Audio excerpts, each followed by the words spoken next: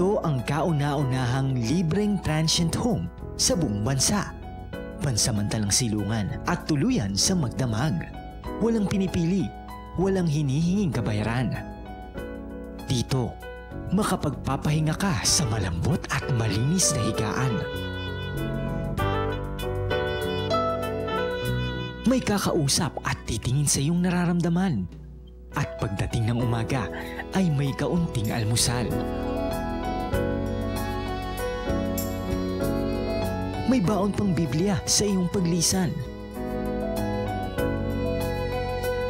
Free Transient Home, matatagpuan sa kahabaan ng EDSA, Philam, Lungsod ng Quezon.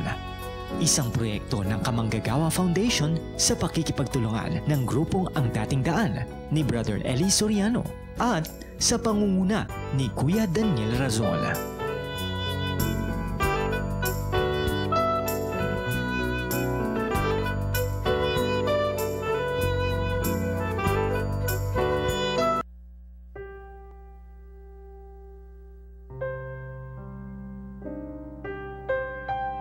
Ang bawal na gamot